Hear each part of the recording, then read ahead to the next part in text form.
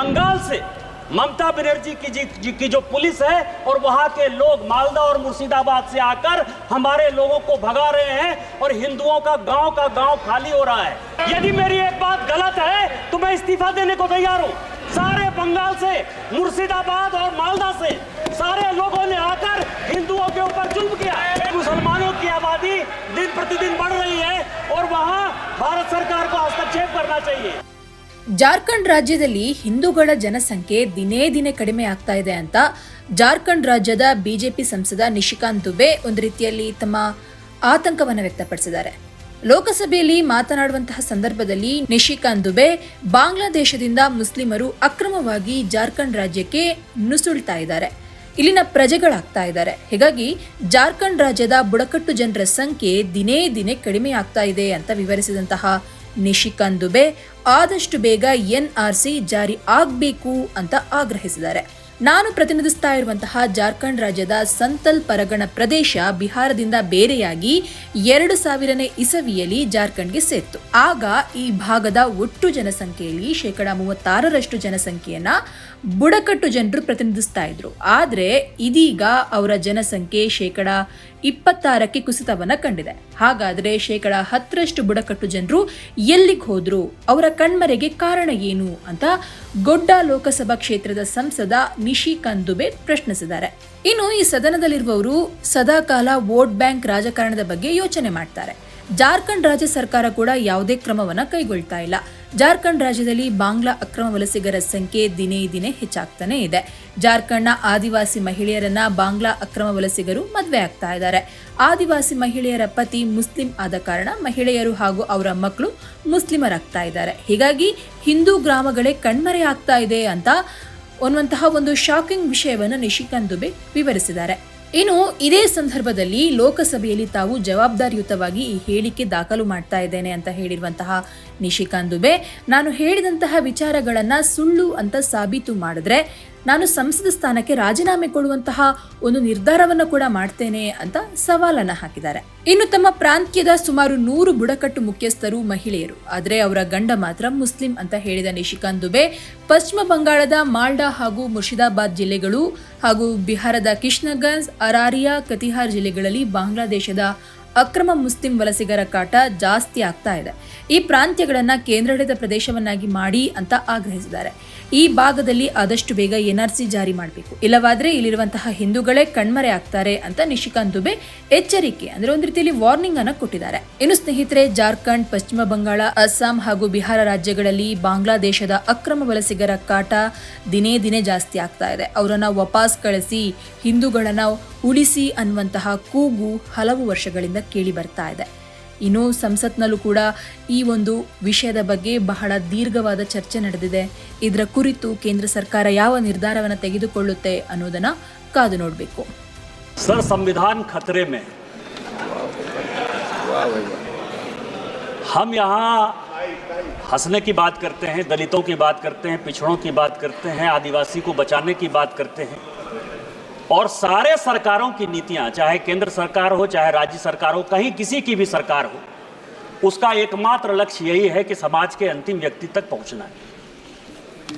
मैं जिस राज्य से आता हूं अध्यक्ष महोदय, संथाल परगना एरिया से, जब संथाल परगना बिहार से अलग हुआ झारखंड, तो 2000 में आदिवासियों का पॉपुलेशन हमारे यहाँ संथाल परगना में 36% था, और आज आदिवासियों का पॉपुलेशन 26% है।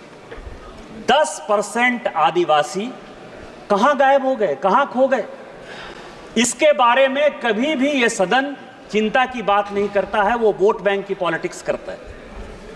और जो हमारे यहाँ सरकार है, झारखंड मुक्ति मोर्चा, कांग्रेस, वो इसके ऊपर जो है कोई भी एक्शन नहीं लिया जा रहा है। आज क्या हो रहा है, बांग्लादेश का घुसपैठ हमारे यहाँ लगातार बढ़ रहा है। जो आदिवासी महिलाएं हैं उनके साथ बांग्लादेशी घुसपैठिए शादी कर रही है। हिंदू और मुसलमान का सवाल नहीं है। हमारे यहाँ जो लोकसभा का चुनाव लड़ती हैं महिला, आदिवासी कोटे से लड़ती हैं, उनके पति मुसलमान हैं।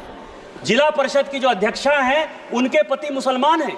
मुखिया जो आदिवासी होते हैं, और ये टोटल जो है आप समझे हमारे यहाँ 100 आदिवासी मुखिया है जो आदिवासी के नाम पर है, और उसके पति जो है सभी के सभी मुसलमान हैं।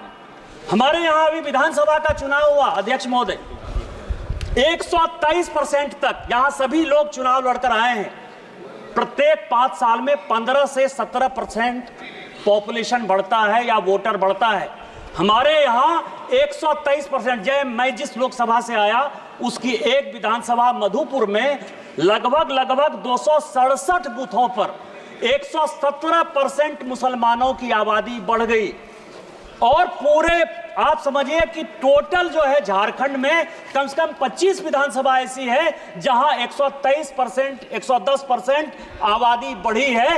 ये एक बड़ा चिंता का विषय है। दूसरा सर, हमारे यहाँ अभी पाकुड़ जिले में तारानगर इलामी और डांगापाड़ा में दंगा हो गया। दंगा क्यों हो गया कि बंगाल से ममता बनर्जी की जो पुलिस है और वहां के लोग मालदा और मुर्शिदाबाद से आकर हमारे लोगों को भगा रहे हैं और हिंदुओं का गांव खाली हो रहा है।